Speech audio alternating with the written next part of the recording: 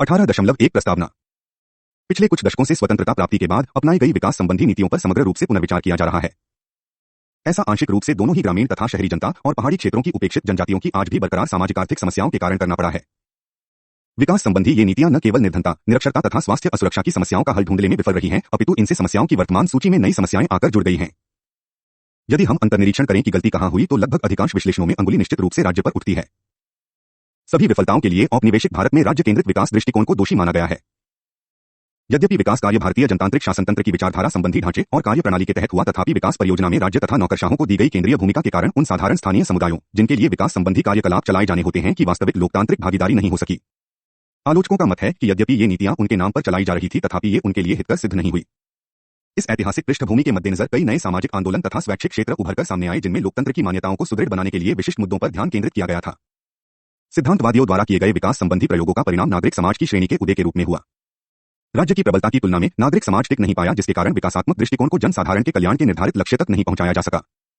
अतः इस प्रकार के विचारों के पक्षधरों का मानना है कि वास्तविक लोकतंत्र की स्थापना और विकास की प्राप्ति के लिए सबसे पहले सक्रिय नागरिक समाज की पुनर्स्थापना करनी होगी। इस इकाई में हम विकास तथा लोकतंत्र के वैकल्पिक ढांचे से संबंधित परिसंकल्पनात्मक तथा प्रायोगिक पहलुओं पर चर्चा करेंगे। 18.2 नागरिक समाज बदलते विचार।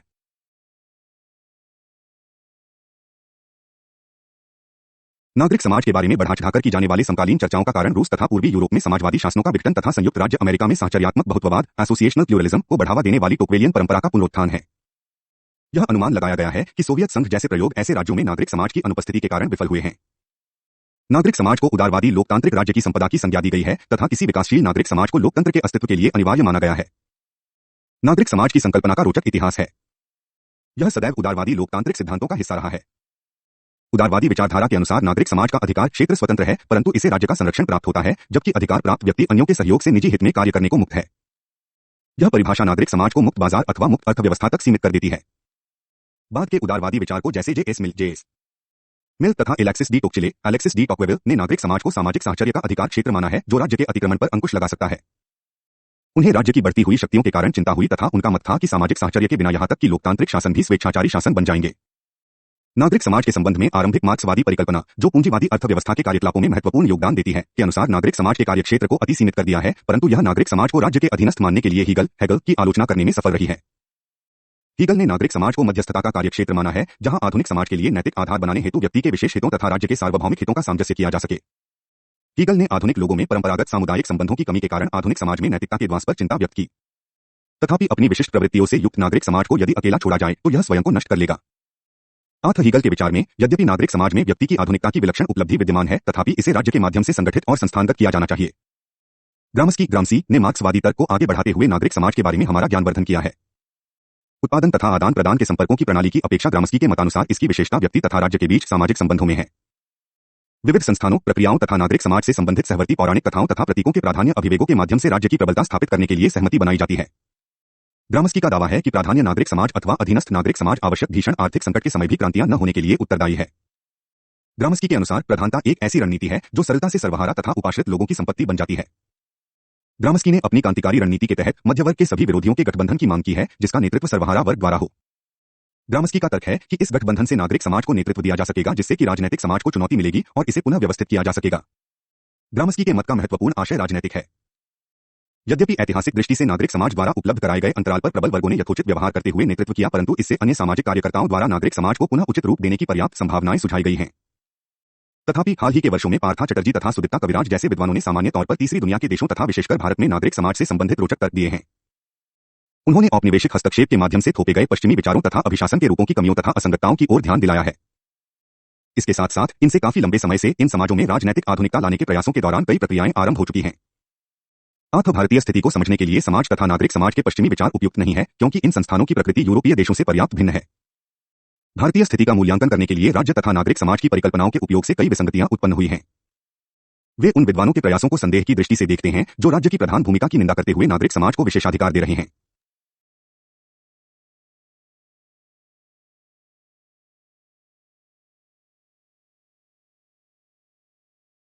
उनके मतानुसार भारत में राज्य उतना व्यापक नहीं है जितना कि पश्चिमी देशों में। राज्य की गौणता पर तर्क देने के लिए राज्य की पश्चिमी समालोचना मिथ्या है। पार्था ने भारतीय स्थिति को समझने के लिए एक नई परिकल्पना बनाई है, राजनैतिक समाज, जो कि नागरिक समाज से भिन्न है। उन्होंने भारतीय लोकतंत्र में जनवाद के विभिन्न रूपों में उभरने का श्रेय राजनीतिक समाज के विकास को दिया है तथा जिससे उन्होंने राज्य तथा जनता के बीच विशेष संबंधों का उल्लेख किया है। नागरिक समाज की चर्चा में कविराज की अंतिम टिप्पणी अनुदेशात्मक है, जो कि इस प्रकार है। यह समस्या की प्रकृति ही है कि नागरिक समाज पर चर्चा से किसी निष्कर्ष पर नहीं पहुंचा जा सका है, परंतु इसका अर्थ यह नहीं है कि इन पर चर्चा का कोई लाभ नहीं हुआ है। राजनीतिक लोकतंत्र की स्थापना तथा इसके फलने फूलने के लिए आवश्यक अवस्थाओं।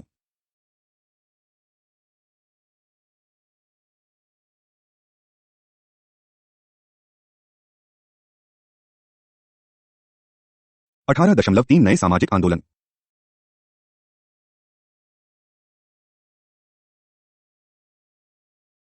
भारत में सबसे पहले सामाजिक आंदोलनों का आरंभ सर्वोदय के रूप में गांधी जी के प्रयासों में देखा जा सकता है। गांधी जी ने सामाजिक परिवर्तन की आवश्यकता को समझा, परंतु उनका मानना था कि यदि परिवर्तन अहिंसापूर्ण, सफल तथा स्थायी बनाना हो तो इसे नीचे से ऊपर के स्तर तक होना चाहिए। सर्वोदय गांधी जी के निर्माणकारी कार्यक्रम का स्पष्ट रूप है। राधाकृष्ण के अनुसार सर्वोदय का सैद्धांतिक उदाहरण के रूप में ग्राम स्वराज्य के राज्य तथा श्रेणीरहित समाज की स्थापना करनी होगी। भूदान तथा ग्रामदान जैसे कार्यक्रमों के माध्यम से स्वैच्छिक रूप से संसाधनों के बंटवारे के सिद्धांत को अपनाना होगा। ग्रामीण उद्योगों तथा कृषि औद्योगिक समुदाय विकसित करना तथा औद्योगिक कार्यकलापों में ट्रस्टे बनाने की गांधीवादी परिकल्पना को लागू करना होगा, परंतु इस प्रकार नैतिक दबाव के दृष्टिकोण की सीमाओं का इतिहास साक्षी है। यद्यपि आरंभ में भूदान के प्रति बहुत आशा थी, किंतु स्वैच्छिक तरीकों से भूमि के पुनः वितरण में भूदान की संपूर्ण विफलता ने सभी आशाओं पर पानी फेर दिया। 1970 के दशक के बाद से आधारभूत मुद्दों पर बल देने वाले कई सामाजिक आंदोलनों ने नागरिक समाज के क्षेत्र को जीवंत बना दिया है। ये पुरानी ट्रेड यूनियनों तथा श्रमिक वर्ग आंदोलनों की अपेक्षा नए हैं, जो कि क्रांतिकारी, सिद्धांतयुक्त तथा राज्य का वैकल्पिक राजनैतिक रूप होने के कारण राजनैतिक थे, परंतु जैसा कि इन्हें जन आंदोलनों का नाम दिया गया है, ये पारिस्थितिकीय अथवा लैंगिक अथवा जातीय विवादों के प्रति व्यापक स्तर पर लोगों की प्रतिक्रिया का परिणाम है। इन आंदोलनों की विशेषता यह है कि ये संवर्गीय नहीं है तथा उनका जन्म भिन्न भिन्न रूपों में हुआ। जैसा कि विघ्नराज ने उल्लेख किया है कि कुछ आंदोलन धर्मार्थ संस्थानों, धार्मिक संस्थानों, लघु सुंदर हैं के समर्थकों इत्यादि, जिन्होंने लोगों को अच्छे कार्य करने की शिक्षा दी तथा गांव को सामंजस्यपूर्ण इकाई तथा समुदाय समझा, द्वारा अपनाए गए रोमांचकारी तथा सैद्धांतिक दृष्टिकोण का परिणाम है। कई मामलों में तो संचार माध्यम के योगदान तथा बुद्धिजीवियों के हस्तक्षेप के कारण स्थानीय स्तर पर की गई पहलों का एक दूसरे में विलय हुआ, जिन्होंने बड़े पैमाने पर आंदोलन का रूप धारण कर लिया। जैसा कि विघ्नराज ने आगे उल्लेख किया है कि केवल कुछ जन आंदोलन लंबे समय तक टिक पाए, अन्य आदालेन उद्गारी ही रहे तथा कुछ समय के बाद समाप्त हो गए। इसी प्रकार से निचले स्तर पर हुए कुछ प्रयोगों में परिवर्तन के बीज विद्यमान होते हैं, जबकि अन्य क्षणिक ही होते हैं। उन्होंने यह स्पष्ट किया है कि परिवर्तनकारी तथा क्षणिक आंदोलनों में कैसे भेद किया जाए। परिवर्तनकारी आंदोलन की पहचान कुछ बड़े लक्ष्यों जैसे संसाधनों में समानता तथा पहुंच है, सामाजिक राजनीतिक सांस्कृतिक अधिकारों की समानता, कार्य, कल्याण, राजनीति इत्यादि को प्रभावित करने वाले सभी सामाजिक निर्णयों में वास्तविक भागीदारी, शारीरिक तथा बौद्धिक श्रम के बीच अंतर को समाप्त करना तथा इस उद्देश्य के लिए उपयुक्त प्रौद्योगिकी के उपयोग के रूप में की जा सकती है। तथापि इसका अर्थ केवल उद्देश्यों का विवरण प्रस्तुत करना नहीं है, अपितु सही अर्थों में भागीदारी, स्वयं उत्पादन तथा स्वयं प्रबंधन, स्वायत्तता, पूर्ण न एकता तथा नवीनता लाने की प्रवृत्ति है। दूसरी ओर क्षणिक आंदोलन एक कमजोर प्रक्रिया है तथा कई कारणों से लंबे समय तक नहीं चलते। तथापि उन्होंने चेतावनी दी है कि क्षणिक आंदोलनों बुलबुलों का आरंभ में ही परित्याग नहीं कर दिया जाना चाहिए, क्योंकि वे परिवर्तन के लिए आरंभिक मुद्दे हो सकते हैं तथा अतिरिक्त सुग्राह्यता व जागरूकता कार्यक्रमों, सहायताकर्ताओं तथा परिवर्तन एजेंटों के प्रशिक्षण के माध्यम से इन्हें बीजों का रूप दिया जा सकता है। स्वरोजगार प्राप्त महिला संघ, सेल्फ एम्प्लॉयड वुमेन्स एसोसिएशन सेवा, चिपको आंदोलन, केरल विज्ञान आंदोलन, केरला साइंस मूवमेंट के SSP तथा नर्मदा बचाओ आंदोलन NBA समिति 20 के उदाहरण हैं। कई असंख्य आंदोलन ऐसे हैं जिनमें विकास और लोकतंत्र के लिए संगठित, जागरूक और संगठित होने की डिग्री का अंतर रहता है। सदैव यह आवश्यक नहीं है कि ये सभी की गई पहले विकास के समरूप पैटर्न पर कार्य करें। उपलब्ध राजनैतिक कार्यक्षेत्र के अंतर्गत सामाजिक आर्थिक प्रणाली में हस्तक्षेप होते रहते हैं। छोटे प्रयोगों के मामले में कोई अत्यधिक जागरूक व्यक्ति वार्ता तथा समूह कार्यकलाप आरंभ करता है। उदाहरण के तौर पर यदि भूमिहीन श्रमिकों, निर्धन महिलाओं, युवाओं का समूह आजीविका के साधन या सामाजिक कार्य के लिए जैसे स्वास्थ्य अथवा पर्यावरण स्वच्छता कार्यक्रम चलाता है, तो यह प्रक्रिया आगे चलकर बीज का रूप ले सकती है अथवा बुलबुले के ही रूप में रहती है, जब तक कि वह फट नहीं जाता। अब हम कुछ ऐसे आंदोलनों की चर्चा करेंगे जिन्होंने लोगों तथा पारिस्थितिकी के लिए प्रमुख चिंता के मुद्दों पर प्रकाश डाला गया है। इनमें सर्वप्रथम चिपको आंदोलन का नाम आता है। एक स्वतः आंदोलन के रूप में चिपको आंदोलन 1970 के दशक के आरंभिक वर्षों में आरंभ हुआ तथा श्री सुंदरलाल बहुगुणा के योग्य नेतृत्व में यह संगठित हुआ। इसका आरंभ टिहरी गढ़वाल क्षेत्र के लोगों द्वारा बाहर के ठेकेदारों द्वारा पेड़ों को काटे जाने के विरोध के रूप में हुआ। हिमालय क्षेत्र में जंगल वहां की अधिकांश जनजातीय जनसंख्या की आजीविका का अपरिहार्य स्रोत है। चिपको का शाब्दिक अर्थ पेड़ों से चिपकना है।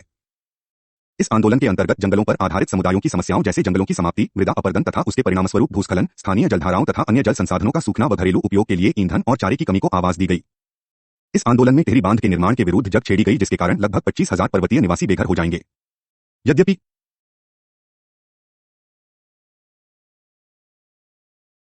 यद्यपि यह आंदोलन अपने सभी मुद्दों पर सफल नहीं रहा है, तथापि इसकी कुछ उल्लेखनीय उपलब्धियां रही हैं। 1000 मीटर से अधिक की ऊंचाई पर वृक्ष काटने पर प्रतिबंध तथा कुछ जंगली क्षेत्र को सरकार द्वारा संरक्षित क्षेत्र की घोषणा इस आंदोलन की कुछ सफलताएं हैं। हिंसावादी तरीके से विरोध व्यक्त करने के आंदोलन के रूप में चिपको गांधीवादी संघर्ष का प्रतिरूप है। चिपको आंदोलन ने देश के अन्य स्थानों पर हरियाली बचाओ आंदोलनों को प्रेरित किया। इनमें सबसे प्रमुख आंदोलन पश्चिमी घाटों पर पेड़ों की कटाई तथा जंगल की भूमि पर प्राकृतिक वृक्षों को काटकर व्यावसायिक पेड़ उगाने के विरोध में अपीको आंदोलन आरंभ हुआ। चिपको आंदोलन का नारा है, परिस्थिति विज्ञान ही अर्थव्यवस्था है, इकोलॉजी इज इकोनॉमी। एक अन्य सामाजिक आंदोलन अन्ना हजारे का रहा है, जो 2 दशकों से अधिक समय से राज्य में नौकरशाही तंत्र में पारदर्शिता की मांग कर रहा है। उनके आंदोलन ने महाराष्ट्र में उनके गांव शलेगान सिद्धि को मॉडल गांव बना दिया है।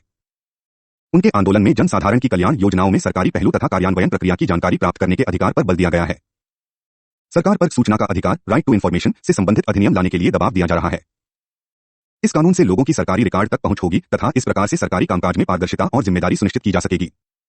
इसके परिणामस्वरूप भ्रष्टाचार तथा रिश्वतखोरी की समस्या को रोकने में मदद मिलेगी। वर्तमान समय का एक प्रमुख आंदोलन है नर्मदा बचाओ आंदोलन समिति। मेधा पाटकर द्वारा चलाए गए इस आंदोलन में जल संसाधनों पर बढ़ते हुए दबाव के समाधान के रूप में बड़े बड़े बांध बनाने के मुद्दे से संबंधित जागरूकता लाई गई है। यह आंदोलन नर्मदा नदी पर लगभग 3000 प्रमुख तथा गौण बांधों के निर्माण के विरोध में है, जिससे लगभग 3,50,000 हेक्टेयर वन भूमि तथा 2 लाख हेक्टेयर कृषित भूमि नष्ट हो जाएगी। लगभग 1 मिलियन लोगों के बेघर होने का अनुमान है। महिलाओं, दलित सशक्तिकरण, भूमि उपयोग तथा पर्यावरण से संबंधित मुद्दों से संबंधित संघर्ष हुए हैं। नारी आंदोलनों में यद्यपि फ्रांसीसी तथा अंग्रेजी नारी अधिकारवादी आंदोलनों के समकक्ष कोई परंपरा नहीं रही है, तथापि वे ऐसे बिंदु पर पहुंच गए हैं जहां वे लोकतंत्र की मान्यताओं तथा टिकाऊ विकास के मार्ग पर ले जाने से संबंधित उन सभी आंदोलनों में सामान्य कारण की पहचान कर सकते हैं। दलितों के आंदोलन भी इसी दिशा में आगे बढ़ रहे हैं। अलग राज्यों तथा स्वायत्तता की मांग से संबंधित आंदोलन सामाजिक आंदोलनों की व्यापक श्रेणी के अंतर्गत आते हैं, चाहे उनका जन्म स्रोत एक ही क्यों न हो। फिर भी विषम विकास तथा उनकी विशिष्ट समस्याओं के प्रति राज्य के प्रत्युत्तर देने की विफलता के कारण ये राष्ट्रवादी तथा स्वायत्तता आंदोलन अन्य सामाजिक आंदोलनों से आधारभूत ढंग से भिन्न होते हैं। जहां अन्य सभी सामाजिक आंदोलन अंतर्विष्ट हैं, अर्थात सभी के लिए खुले हैं, वहीं ये आंदोलन वर्ग विशेष के लिए हैं तथा सार्वभौमिक सिद्धांतों की अपेक्षा विशिष्ट उद्देश्यों पर आधारित हैं।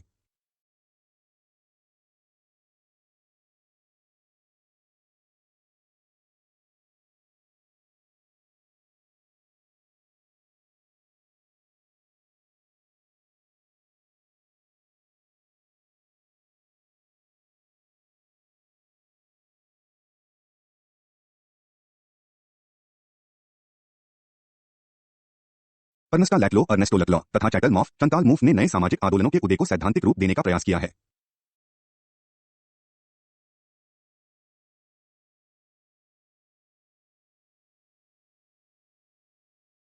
उनका सर्वप्रथम उद्देश्य पूंजीवाद तथा समाजवाद दोनों के लिए वैकल्पिक सामाजिक काल्पनिकता उपलब्ध कराना है। उनका मत है कि इन दोनों प्रणालियों में प्रधानता तथा अनुचितता के तत्व विद्यमान है। ग्रामस्की की ही भांति लैक्लार्ड तथा मॉफ ने विभिन्न सामाजिक समूहों के राजनीतिक गठबंधन की प्रक्रिया के माध्यम से संवर्गता की मांग की है, परंतु ऐसा तभी संभव है जब गठबंधन के बीच किसी विशिष्ट समूह, जैसे कि ग्रामस्की की क्रांतिकारी रणनीति के अंतर्गत श्रमिक वर्ग के संबंध में के किसी नेतृत्व का प्राधान्य न हो।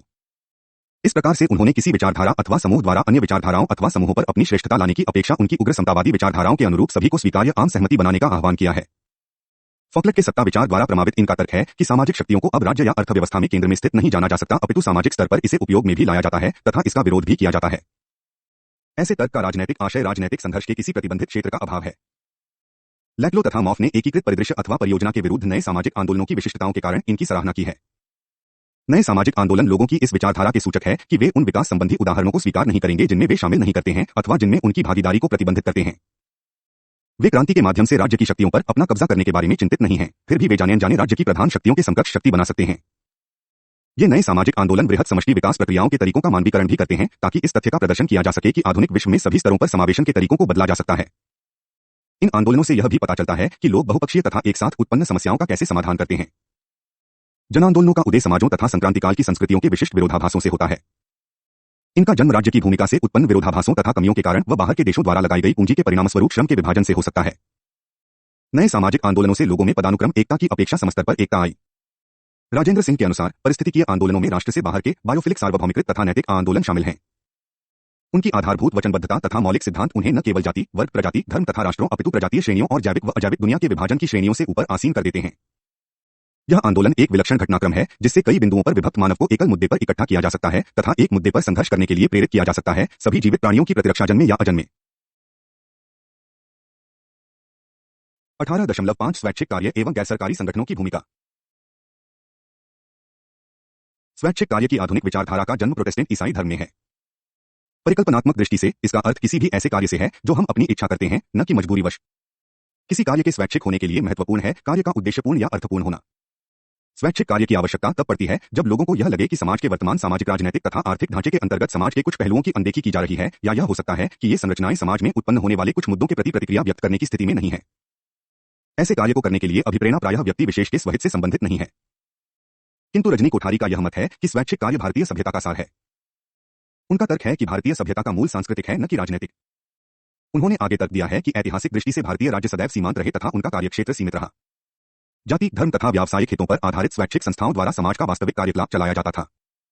उनका यह भी दावा है कि यदि कोई यह कहता है कि स्वैच्छिक कार्य भारत की अटूट विशेषता है, तो इसका अर्थ केवल यह है कि कई स्थानों पर कई लोग किसी बाह्यकारक राजनैतिक नौकरशाह अर्थात बाजार की शक्तियों द्वारा कहे जाने के बिना बहुपक्षीय कार्यों में संलिप्त हैं। हाल ही के दशकों में जब आधुनिक राज्य अथवा इसके संस्थानों ने या तो भारतीय समाज के स्वैच्छिक लोकाचार में बाधा डालनी आरंभ कर दी अथवा लोगों के स्वैच्छिक कार्यों में स्वयं को थोपना शुरू कर दिया, जिनके कारण राज्य द्वारा चलाए जाने वाले कार्यों तथा स्वेच्छा से आरंभ किए गए कार्यों के बीच विभाजन की स्थिति उत्पन्न हुई है। अतः रजनी कोठारी का मानना है कि स्वैच्छिक कार्यों में आधुनिक समय में रुचि इस प्रकार से है जैसे कि सामाजिक जीवन में सामुदायिक प्रबंधन की देसी भारतीय परंपरा की ओर वापस जाना। आइए अब हम आज की स्वैच्छिक संस्थाओं पर दृष्टिपात करें, जिन्हें गैर सरकारी संगठनों का पर्यायवाची माना जाता है, यद्यपि दोनों के बीच सूक्ष्म अंतर है। गैर सरकारी संगठन स्वैच्छिक कार्य का अकेला रूप नहीं है, अपितु ये स्वैच्छिक कार्य क्षेत्र का एक हिस्सा है। गैर सरकारी होना स्वैच्छिक कार्य के कई पहलुओं में से एक है। ईसाई मिशनरियों द्वारा स्वास्थ्य, शिक्षा तथा कई अन्य सुविधाएं उपलब्ध कराने के कार्यकलापों को कई विद्वानों ने भारत में स्वैच्छिक कार्यों में सर्वप्रथम माना है, परंतु इनका प्रमुख अंतर उन मान्यताओं से है जिनके अनुसार ये कार्य करते हैं। उनकी सेवाएं उस ईसाई मान्यता के अंतर्गत आती है जिनके अनुसार वे विश्वभर में ईसा का संदेश पहुंचाकर सभी लोगों के लिए निर्वाण सुनिश्चित करना चाहते हैं। समकालीन गैर सरकारी संगठनों का जन्म 1970 तथा 1980 के दशक में हुआ। यह वह समय था जब राज्य द्वारा किए जाने वाले कार्यों के प्रति लोगों में अविश्वास की भावना बढ़ती जा रही थी। राज्य तथा इसकी नीतियों की विफलता के प्रति प्रतिक्रिया के रूप में इनका जन्म हुआ। तब से लेकर आज तक गैर सरकारी संगठनों की संख्या में बड़े पैमाने पर बढ़ोतरी हुई है। यद्यपि केवल 15,000 गैर सरकारी संगठन पंजीकृत हैं, तथापि यह अनुमान है कि उनकी संख्या 50,000 तथा 1 लाख के बीच हो सकती है। गैर सरकारी संगठनों को राज्य के विकास कार्यों में योगदान देने में अपरिहार्य भूमिका के रूप में देखा जा रहा है। सरकारी एजेंसियों द्वारा अपनी नीतियों के कार्यान्वयन में गैर सरकारी संगठनों के लिए भी विकल्प देने के प्रति विद्वानों की मिलीजुली प्रतिक्रिया है। कुछ का मानना है कि यह एक सकारात्मक दृष्टिकोण है, जबकि अन्य इस मत से सहमत नहीं है। उनका मानना है कि यह नागरिक समाज में राज्य का बलपूर्ण हस्तक्षेप है तथा ऐसा राज्य द्वारा नवोदारवादी मुद्दों को बढ़ावा देने के लिए किया जा रहा है।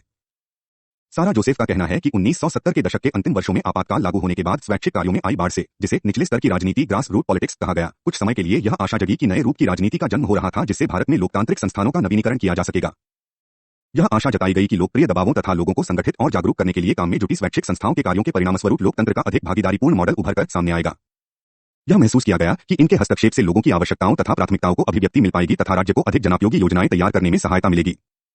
यद्यपि सरकारी तथा अंतर्राष्ट्रीय एजेंसियों ने भी निचले स्तर पर सक्रियतावाद तथा गैर सरकारी संगठनों की भूमिका का उल्लेख किया है, जोसेफ का कहना है कि सरकारी रुचि लक्ष्यों की प्राप्ति तथा कार्य में कारगरता लाने के उद्देश्य से उन्हें उपठेकेदार के रूप में उपयोग में लाने में थी, क्योंकि यह महसूस किया गया है कि वे नौकरशाही की अपेक्षा अधिक प्रतिज्ञाबद्ध तथा ईमानदार ढंग से कार्य कर सकेंगे और लोग उन्हें स्वीकार्यता देंगे। विकास के क्षेत्र में गैर सरकारी संगठनों का महत्व कार्य की गुणवत्ता में है, न कि मात्रा में। जैसा कि अनिल सी शून्य शाह तथा सुदर्शन अयनगर ने उल्लेख किया है कि कई मामलों में जिन लोगों के लिए केवल गैर सरकारी संगठनों ने काम किया है, वे बाद में सरकारी प्रणाली के निष्पादन में भी उन्हीं मानकों की मांग करते हैं तथा इसके लिए आंदोलन भी करते हैं।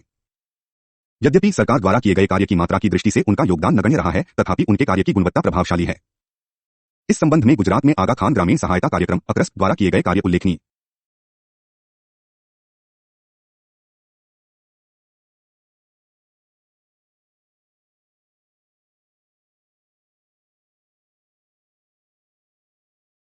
उन्होंने गैर सरकारी संगठनों के कार्यकलापों की गुणवत्ता की जांच करने के लिए 6 परिमाप बताए हैं, जो इस प्रकार से हैं: आय, लोगों की भागीदारी; 2 तकनीकी उत्कृष्टता; 3 आर्थिक दृष्टि से सस्ता; 4 उपेक्षितों तथा महिलाओं के लिए समानता; 5 संस्थानगत, वित्तीय तथा पर्यावरणीय टिकाऊपन तथा 6 जवाबदेही। उनका तर्क है कि गैर सरकारी संगठनों का स्तर सर्वोपरि रखना उनका दृष्टिकोण व तरीका है ताकि लोगों की भागीदारी सुनिश्चित की जा सके।